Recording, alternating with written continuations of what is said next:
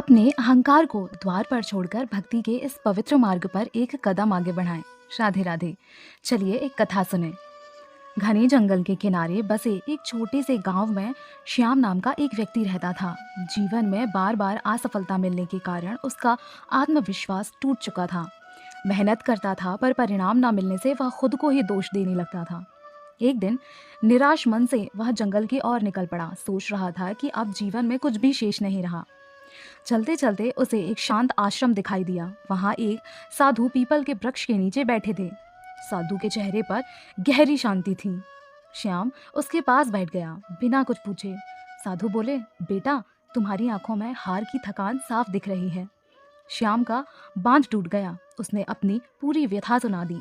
साधु मुस्कुराए और बोले, क्या तुमने कभी नदी को रुकते देखा है?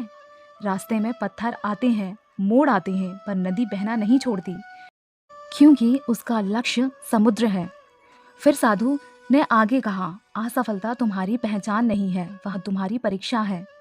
जो व्यक्ति गिरकर उठना सीख लेता है वही आगे चलकर दूसरों को मार्गदर्शन देता है।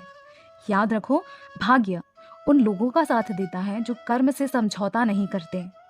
साधु ने एक सूखा बीज श्याम के हाथ में रखते हुए कहा, यह बीज देखो, इसमें पूरा वृक्ष छिपा है, पर जब तक यह अंधेरी मिट्टी में दबेगा नहीं, तब तक अंकुरित नहीं होगा। तुम्हारा जीवन भी उसी अवस्था में है।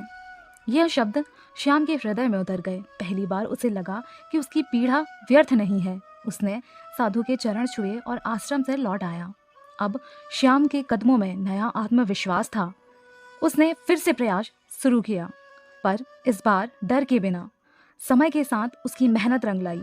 वर्षों बाद वही श्याम एक सफल और संतुलित व्यक्ति बन चुका था। आशा है कि यह कथा आपको पसंद आई है। यदि यह कथा आपको पसंद आती है तो ऐसे ही कथाओं के लिए और स्पिरिचुअल जर्नी में हमारे साथ बने रहने के लिए हमारे चैनल को सब्सक्राइब करें। राधे राधे।